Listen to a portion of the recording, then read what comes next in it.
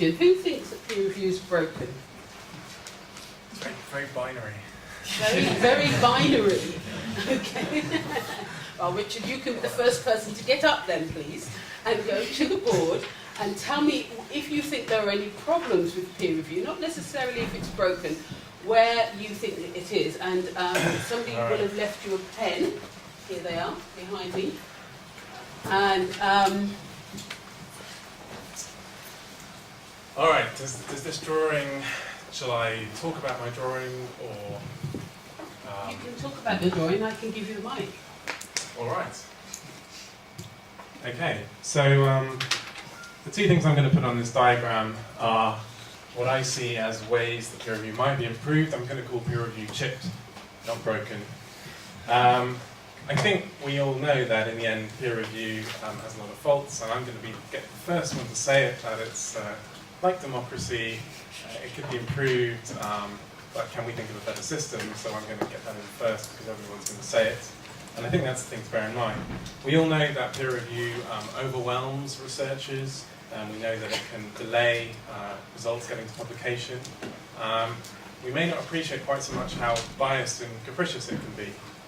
In the end, what happens? An editor gets a paper, a manuscript, sends it out to 2 or 3 other people, and they opine about it, either on whether the science is valid and perhaps also on whether they find the science exciting, which might be up to what they think. And as a result of all that, the paper gets published or rejected, and we don't get to see any of this information. And in the few cases where we do get to glimpse into peer review, the prognosis as a journalist isn't that encouraging. Now, there's a famous paper by Douglas Peters and Stephen Chichy in Behavioural and Brain Sciences. They took 12 psychology papers from highly read psychology journals that had already been published and resubmitted them to the journals. Of the sample, only 8% of editors and reviewers detected the resubmissions. 9 of the 12 articles carried through to receive an actual evaluation. 8 of the 9, which had already been published, were rejected. So that's a nice example of how capricious peer review can be, and why I picked that example out, because that study was done in 1982. So these flaws have been known for many, many years.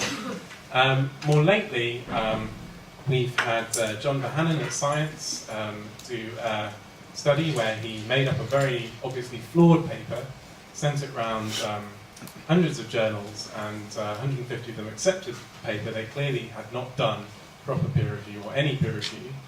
I published a story a few weeks ago. A French scientist called Cyril Labey discovered that papers which were supposedly peer-reviewed at conference proceedings had been published in Springer and IEEE journals, and they were complete gibberish, literally complete gibberish made up by a computer program. Did not make any sense at all.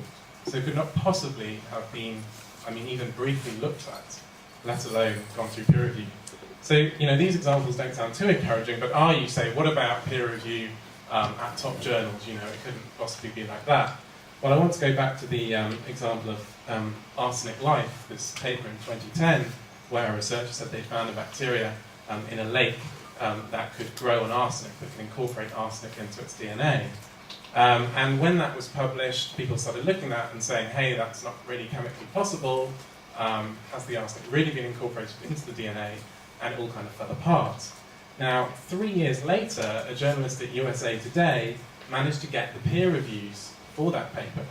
And what they revealed is that basically none of the peer reviewers really had major problems with the paper, even though it was completely ripped apart as soon as it was published. So what does this show you? Well, it shows you that Science, which is a very good journal, either picked the wrong peer reviewers, or they picked the right ones but they had an off day. But I think it demonstrates that when we get to see into this black box of what goes on with peer review, as a journalist, I find it quite capricious. I find it a kind of kite mark. 3 people have looked at this paper and they deemed it okay. But I know that the paper might have been rejected from another journal for being not good enough and could have gone down to a different journal and been published with faults. So I, as a journalist, kind of conduct my own form of peer review when I look at a paper. I send it out to some people and ask them what they think about it, which is kind of a very swift form of peer review. So I think the first thing I would say about the problems with, I guess this is pre-publication peer review, is it's a black box. So I'm going to draw a black box, and I would like to see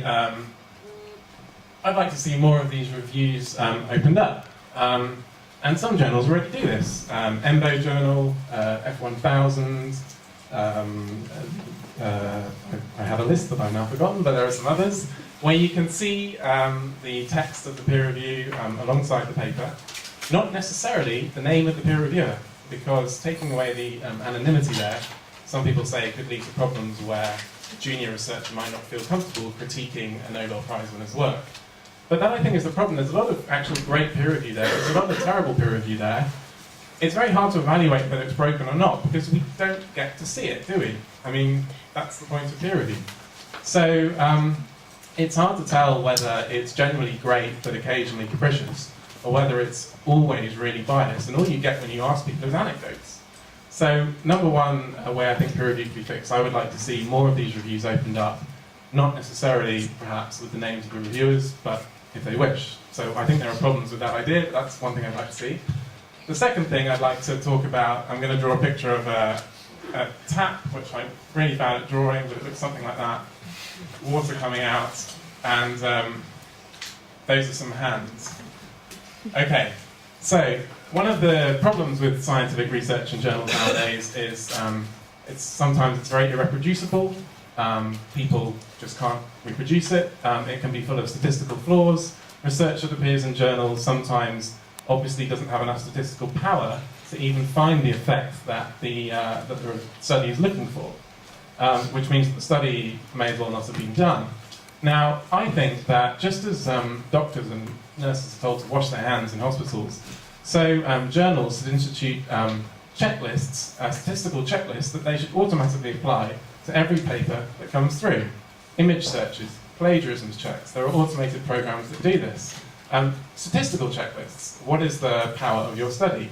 How many mice did you use? Have you gone about this in a proper double-blind way, as you said you did? It's absolutely astonishing how often this doesn't actually happen in a research paper, and yet the paper is published. Now, the final thing I want to say is, I don't think that all the ills of modern science that gets into journals can be laid at the door of peer review. Because suppose a paper comes to you, a journal, it's got statistical problems, it doesn't really have enough power to look for the effect it's supposed to find. It could well be a false positive, and the reviewer points all of that out. Great peer review. What happens? The paper gets rejected. It trickles down to another journal. Eventually it will get accepted. It's possible to publish papers anywhere. In fact, it's possible just to put papers up on the internet, on arXiv, a physics preprint journal, or bioRxiv, a biology preprint journal. So what's the real problem that's, this substandard research is getting in, this research that we'd like to see more rigorous, more reproducible? The real problem comes right back at the beginning, when the study is done, when researchers are trained. They should know, at that stage, they should pick more mice for their study to be worth doing. By the time it gets to this stage, I think it's a bit late, but I think a kind of washing hands checklist would really help. So those are the two things I'm going to say. Open up the black box with publishing the text of peer reviews, but not necessarily with the name of the reviewer. And journals should institute checklists to catch image problems, text problems, and statistical flaws. Great, thank you so much, Richard. Very controversial. Did you notice that he used the science example about arsenic, and he didn't talk at all about today's news, which is that Nature are just about to pull probably 2 papers that have been seen to be very dodgy. I'm interested in that wall between you and your journal, but we'll come back to that. Right, Nico, do you want to stand up, look at the picture and talk about where you think it's broken? Thank you, Connie. So I agree with many of the arguments. I think the most important one is this black box argument here. So there's lots of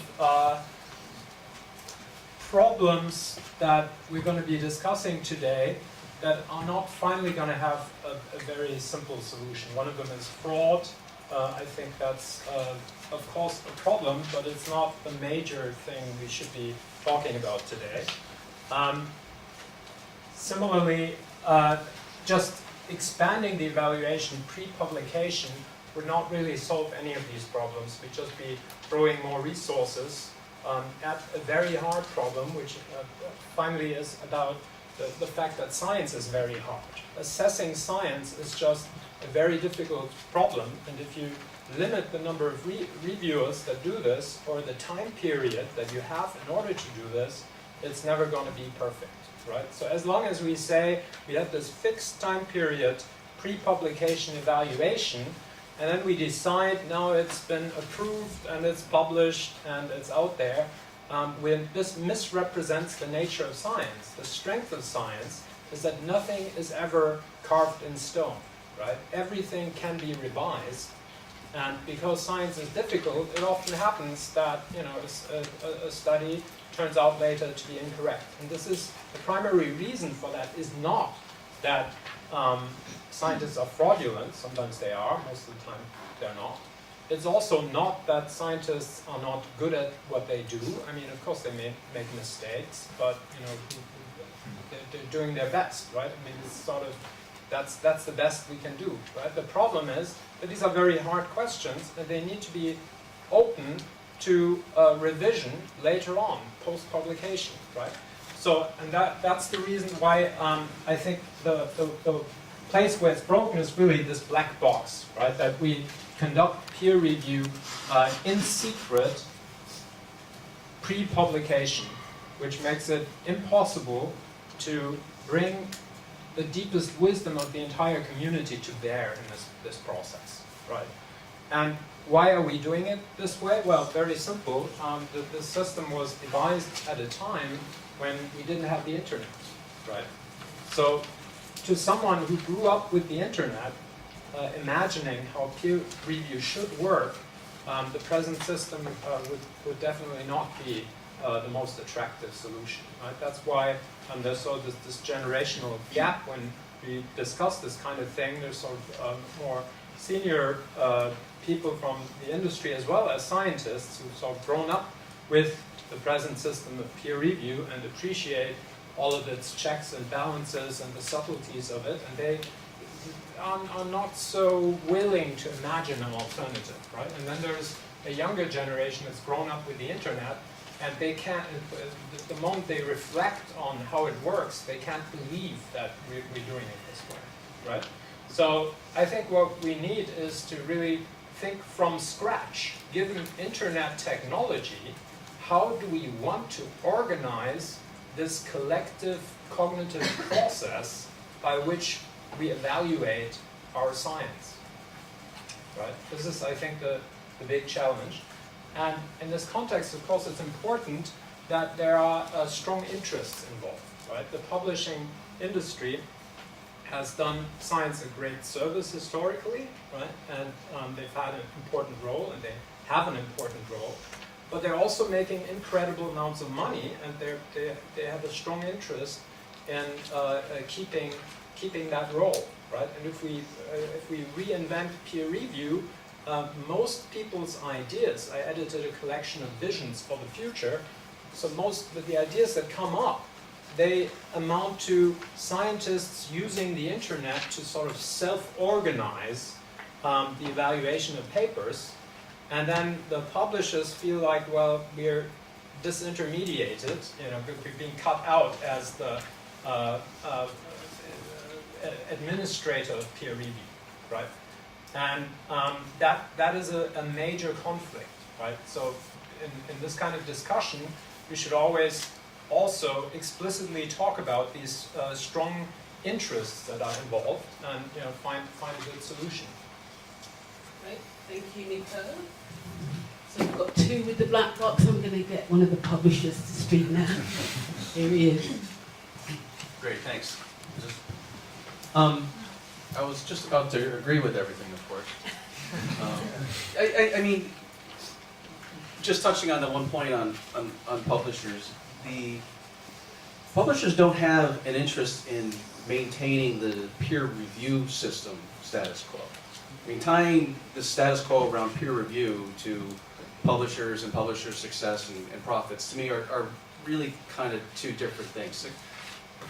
publishers will continue to do well so long as they're there to manage or service the kind of review systems that the academics themselves want to deploy. And actually, one of the things I was going to kind of jump to at the end of what I was going to present, which is that there is a tremendous amount of innovation in what's going on with peer review today. You kind of mentioned again, starting from scratch. I mean, I or no one else would debate with the idea that we need to do a lot of things differently, and there actually are a lot of things that are being done differently. That's not quite the same thing as to say that we ought to just start from scratch on everything, particularly as it pertains to peer review.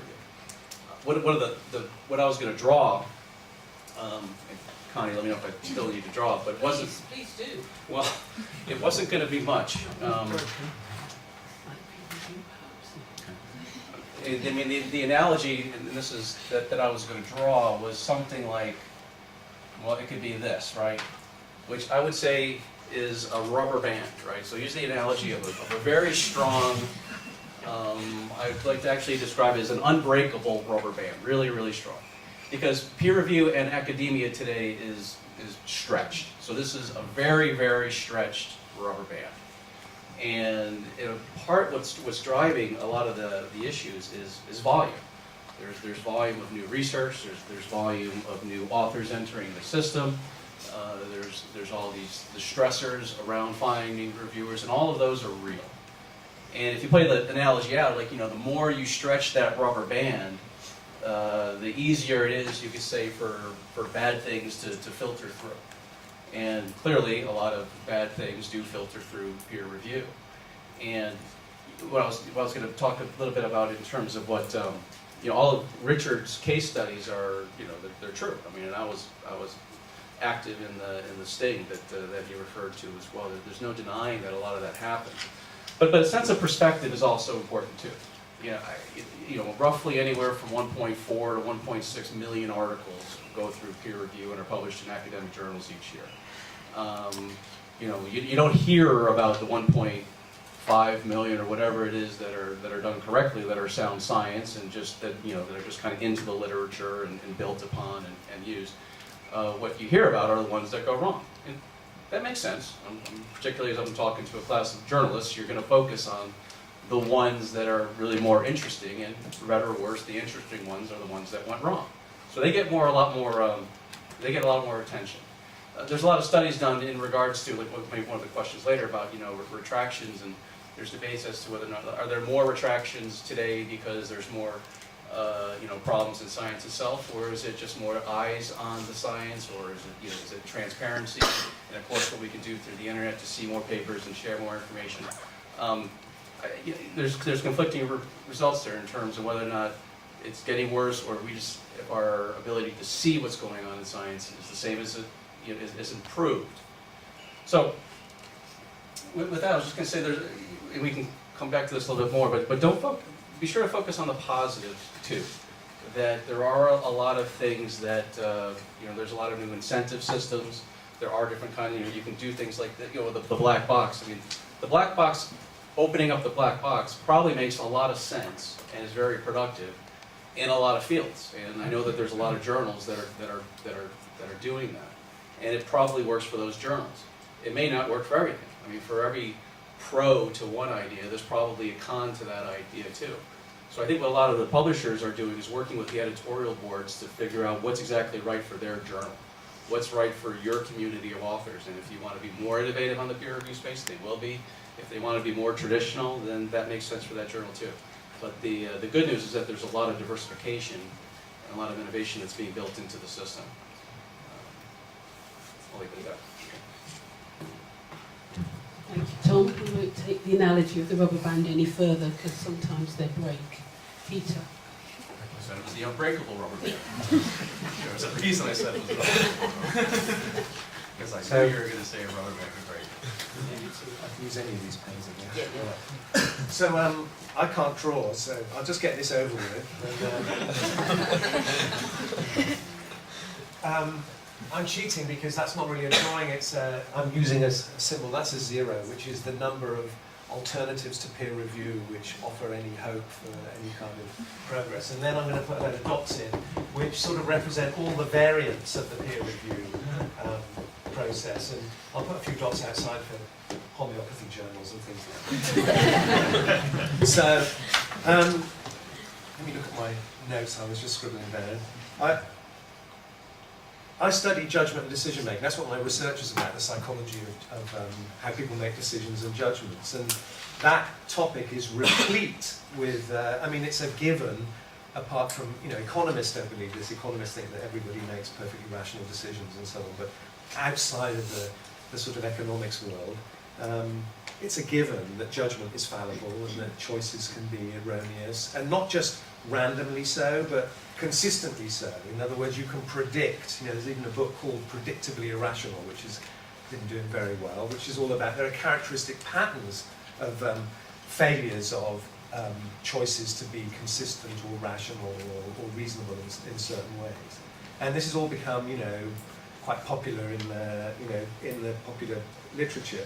But to me, you know, failures of the peer review process that we've heard a little bit about, I mean, they're fascinating and they're very instructive, but they're kind of a non sequitur, I think, to the issue because, you know, as a few people have already hinted, there isn't really a viable alternative.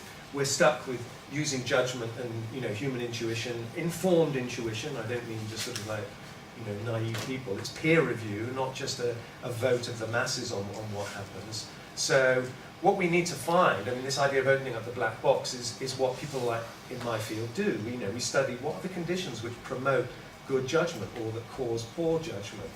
And, you know, some of them are pretty obvious, like, you know, time pressure, and we heard a bit about that. You know, the volume of activity that there is enormous. But the volume of activity, of course, is matched by the number of people who are in the fields that are producing the volume. So, you know, you've got to be a good citizen and do your share of peer review. And, you know, I do a lot of peer reviewing. I'm reviewing like probably a dozen papers a year, and I think that's not, you know, exceptional compared to some of my colleagues. So, you know, it can be managed in a way that isn't, you know, it's not impossible, basically.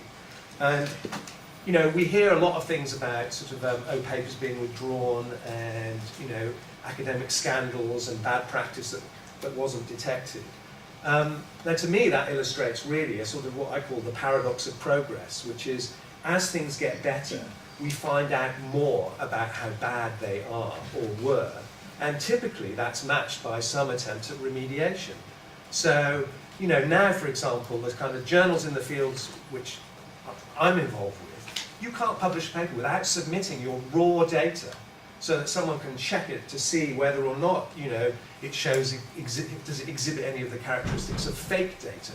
Or have you analysed it inappropriately or incorrectly? Because obviously there's a kind of, you know, space limit. Even though the internet is kind of massive, journals are still very mean about the amount of space that they allow you, even just, you know, online journals. They won't let you sort of blather on indefinitely. So, you know, you've got a limit on what you can put there. So now the raw data has to be put in, and all sorts of things that would be unheard of even 5 years ago. So, you know, there's been a sort of change in that regard, and that's one of the sort of steps which I see as kind of opening up the black box, or at least opening up the whole process of allowing people to judge the adequacy of review. So there are many problems. I mean, some of the papers that I've looked at in decision making have actually studied how people judge journals. So I'll give you one example of a nice sort of study of how people judge journals. So this colleague of mine, Jay Kohler, who's at the University of Austin, Texas, or he was last time I heard of him, he did this nice study where he recruited members of the Skeptical Society. So you might have heard of this journal called the Skeptical Inquirer. And they basically, you know, every issue is something about the Turin Shroud is rubbish, there's no Loch Ness Monster. You know, they love debunking things. There are people who just say, no, we don't believe in any of these things which kind of catch the imagination of more credulous people. And they also recruited people who were researchers in extrasensory perception, who in the main, of course, there's no point researching if you don't think there's any possibility of there being something there. And they sent a copy of a paper, right, to these people to review. So you've got these two groups of people who differ essentially on what their presumptions are about the nature of reality. And this paper was written identically except for the results section. So half of these people in each group were given a paper where, in one case, results were found consistent with some extrasensory perception phenomenon, and the other half received a paper which is identical in methodology, but the results didn't show any kind of effects of extrasensory perception. And the judges here that were recruited, the peer reviewers, were asked solely to comment on the adequacy of the methods. How adequate are the methods that were used in this research? So that should, in effect, be independent of the results that are found.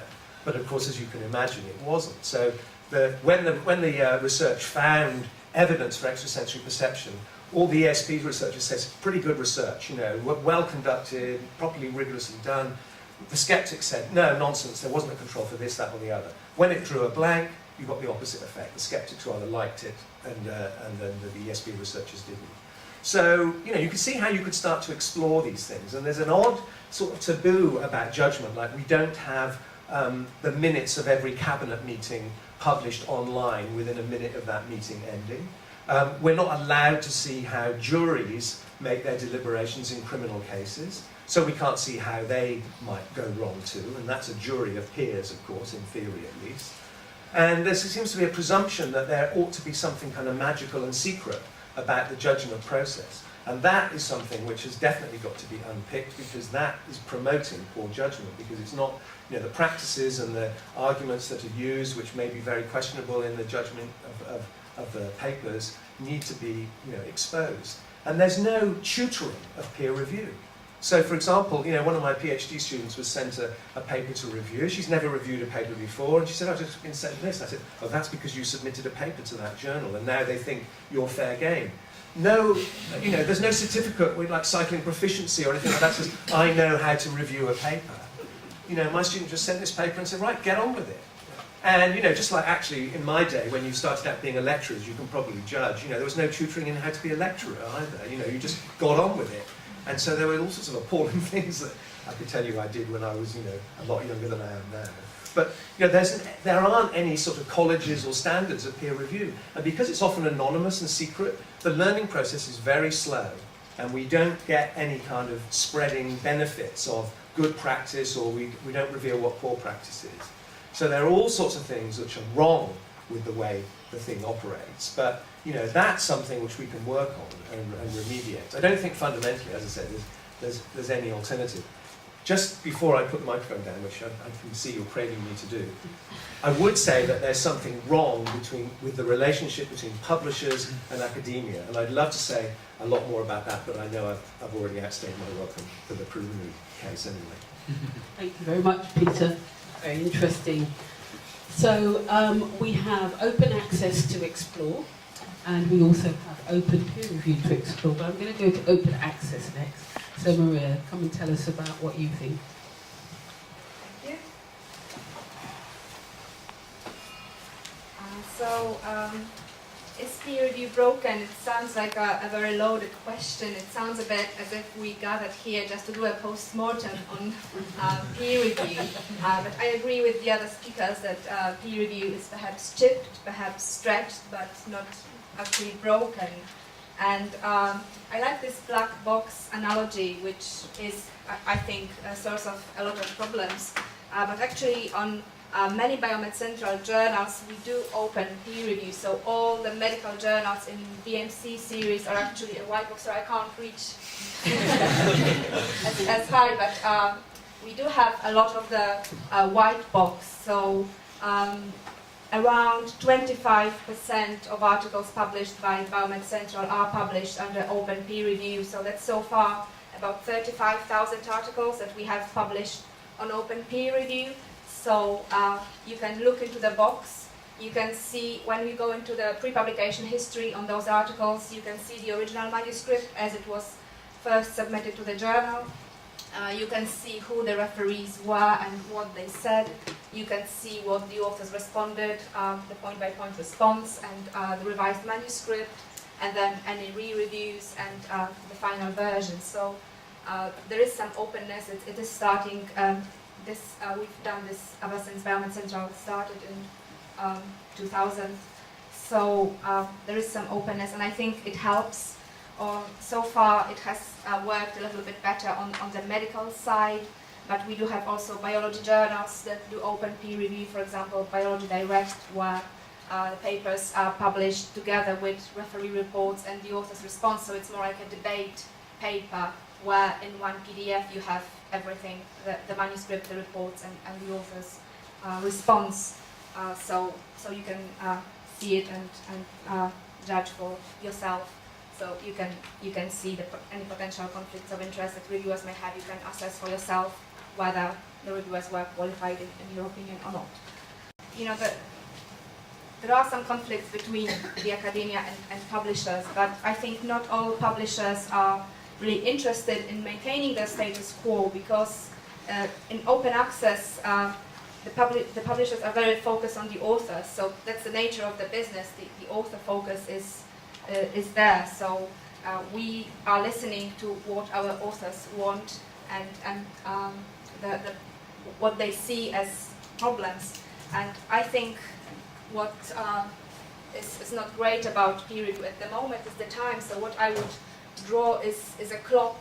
So if 12 hours is the whole process from submission to publication, then I think peer review is taking, you know, quite a large fraction of the time, and this is causing a lot of stress. This is causing a lot of unhappiness when peer review is taking much more than the authors would like.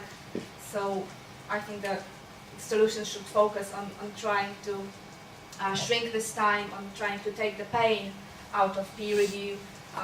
And this is what we've been also sort of exploring, for example, trying to minimize re-review. And our journal, BMC Biology, has a re-review opt-out where the authors can make a decision not to go back to reviewers after revisions and leave the decision to editors. And about half of the authors choose that option, and about half of the authors would prefer so the reviewers to make the decision and see the manuscript again. And also another way of saving the time is also trying to review every manuscript only once, because we know that manuscripts that get rejected from one journal will go to another and be reviewed again and again.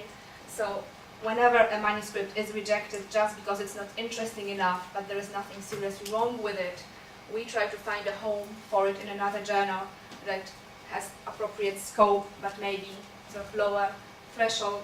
And it's great to see that this kind of manuscript transfer is also starting between publishers, and publishers are starting to talk to one another to try and find a home for manuscripts. So this is another sort of way of focusing on the authors and the author's need to try to get out of the loops. So I think another problem is a sort of an endless loop of review and re-review and going from one journal to the next. So I think that's Great. Thank you very much, Maria. Last but not least, the BMJ. Right, thank you. Well, I'm going to talk about from the perspective of someone working in a general medical journal, so a journal that's aimed at, whose target audience is doctors, particularly doctors working in primary care, GPs. But when we talk about peer review, I want to make it very clear about what we exactly mean, what exactly are we talking about. I'm going to focus on peer review of research papers, because that's where most of the complexity in peer review is. Because at the BMJ, everything's peer reviewed. Even an 800-word personal view article, an opinion article, is peer reviewed. But obviously, the complexity of peer reviewing a research paper of 200 pages long is much greater than reviewing an 800-word research paper, opinion article. So I don't think peer review, first of all, I don't think peer review is broken. My car, a few months ago, my poor 10-year-old Citroen C3 had an electrical problem. It was certainly broken. I couldn't do anything. I couldn't walk 100 meters with it. When something's broken, it doesn't work. Peer review, works reasonably. So I think flawed is the most appropriate word. It has a lot of flaws, and I'm going to try to show you in a very practical way through my daily work on how it is flawed. Sorry? Oh, sorry. Right. So, okay. Sorry about that. the editors of the research team at the British Medical Journal, and I'm part of the research team, we receive a batch of research papers once a week. It can vary from 6 to 12 papers. So I got my batch today, actually. Wednesday is the day I read research papers. I get the new research papers. So, and they show up on the screen on my computer on our content management system. For every paper, I send. Well, the usual policy is to send it to 6 peer reviewers. So, sorry, I'm a very bad drawer. So imagine I sent it to 6 different people. First of all, I use it. We have a database of any of you can be a peer reviewer for the British Medical Journal. You just have to register at the website, and you put on your keywords for your specific expertise, and then, for example, today I also review educational articles, things to educate doctors for their continuous medical education. And today I reviewed something that had to do with pediatric dermatology. So I put the words pediatric dermatology, on the database, and you have a number of people showing up. Well, I don't know these people, most of these people, like 99% of the time I won't know these people or who they are. But I have to make it, but this is the way that we have, this is the system that we have to choose peer reviewers. It's highly flawed. First of all, I don't know if they're qualified or not. Like Professor Ayton said, peer review is a highly amateur process. Any of you here present in the room can register in the British Medical Journal and start reviewing papers tomorrow if you put the right keywords. Because we will find you and we will send you the request. So it's sort of it's a bit of a shot. It's a bit of a shot in the dark. It's a bit of a shot in the dark. But so I'll send the paper to 6 people because for every we think we're statistically on average we have to send we want always at least 2 reviews, and statistically for every 6 people that we invite we get 2 peer reviews because authors decline or they don't reply. There's all sorts of reasons. So often I may have all 6 people accepting to review. I may have all 6 people not accepting to review, but usually what happens is half of these people, two or 3 of these people will agree to review, and they'll have about 2 to 3 weeks to review. If they don't reply in 2 or 3 weeks, if none of them replies in 2 or 3 weeks, I'll have to send new invitations to a whole new group of reviewers. So that slows the process. What Maria was talking about, this process is very slow and can drag on for not only weeks but actually months. Sometimes research papers can take up to almost a year from submission to acceptance. So then you can have, and then even if you have the 6 peer reviewers accepting to review, they may give reviews of very poor quality. We do in-house rating of reviewers from 1 to 5. So it helps the other editors when they choose peer reviewers to sort of make a decision whether to choose that peer review or not. But the database has thousands of potential peer reviewers. So most of them are not rated. And then there's the vicious cycle of you tend to go back to the peer reviewers that gave very good reviews, that did very good reviews. So you tend to choose the same ones over and over. So you can have six reviewers giving very poor reviews, and then what are you going to do? Maybe you should. One of the strategies is perhaps to invite more reviewers. So this process drags on for a long time. It's very slow and very inefficient. The other thing is that BMJ has, I think this is where Connie wanted to get to, BMJ has open peer review, which means that both the authors and the reviewers know each other's identities, right? And this can raise a number of problems. I think that's one of the questions we're going to discuss later. So, for example, reviewers and, well, authors as well, but reviewers often have conflicts of interest, right? So, for example, imagine if you were a doctor in training, in your specialist training years, you're sort of a junior doctor, and you receive a research paper from, say, your boss or someone in your department, someone much higher up in the food chain than you are. What are you going to do? Because BMJ has open peer review, if you review, and you, especially if you're very critical, how is that going to stand? Is that going to create problems for you? Perhaps, actually, it may create a lot of problems for you, because the author is going to know you because you sign your name. So he's going to. This is the kind. This is an example of a conflict of interest, and I think I'm going to stop here for now. I've launched. Great, thank you.